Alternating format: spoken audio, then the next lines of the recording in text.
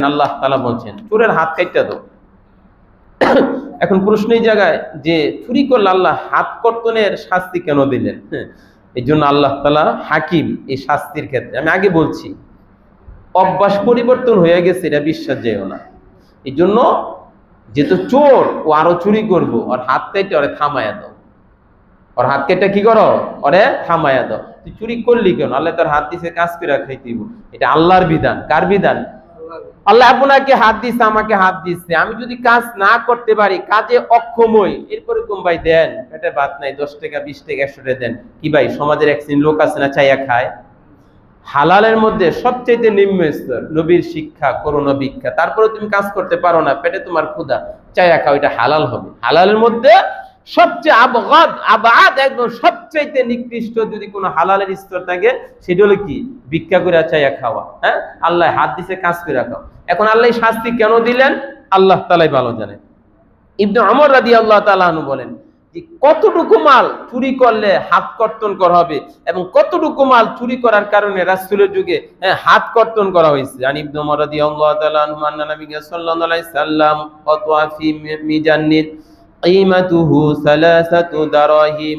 ইবনে ওমর রাদিয়াল্লাহু তাআলা আনহু থেকে বর্ণিত, তিনি বলেন যে রাসূল কারীম সাল্লাল্লাহু আলাইহি সাল্লাম এক ব্যক্তির হাত কর্তন করেছেন মিজান এর ক্ষেত্রে। এই মিজান একটা বস্তু, পাত্র, এটার দাম হচ্ছে মাত্র সালাসাতু দারাহিম, মাত্র 3 দিরহাম। তাহলে 3 দিরহাম বর্তমানে ধরেন 500 টাকাই, আর একটু কম বেশি হবে। তো 3 দিরহাম চুরি করলে, আর যদি ধরেন 3 রিয়াল, তো 3 রিয়ালে বর্তমানে কত? 110-15 টাকা, একটু কম বেশি হবে, তাই না? দিনার একটু বেশি, দিনার কি একটু বেশি মানে ভালোই বেশি, ধরেন 300 টাকাই হবে, কথার কথা। তো রাসূল কারীম সাল্লাল্লাহু আলাইহি সাল্লাম এই 3 দারাহিম, 3 দিরহাম চুরি করলে তার হাত কর্তন করার কথা বলছেন। তাহলে বুঝেন যে হাত কর্তনের বিষয়টা কত সঙ্গীন, আর চুরি করলে হাত কর্তনের কথা। আচ্ছা, আপনি চুরি করবেন কারটা? আপনার বাপেরটা নাকি আপনার অন্য মানুষেরটা? তাহলে অন্য মানুষের জিনিস কামাইছে, টাকা কামাইছে, আপনার জন্য নাকি তার জন্য, তার ফ্যামিলির জন্য? সে উপার্জন করছে, আপনি আসতে গিয়া চুরি করে আপনি সংসার চালাইবেন। তাহলে এটা অমানবিক না মানবিক?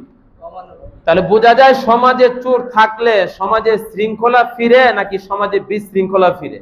এই জন্য আল্লাহর বিধান যে দুনিয়ার নিজাম ঠিক রাখার জন্য যারা চুরিতে অভ্যস্ত, আল্লাহর বিধান তাদের হাত কর্তন করে দাও। হাত কর্তন করার পর যদি সে না খাইতে পারে, ভিক্ষা করে খাইবে, রাষ্ট্রীয় কোষাগার থেকে তার সম্পদ দেওয়া হবে। হ্যাঁ, জনগণে তার জন্য ব্যবস্থা করবে। কথা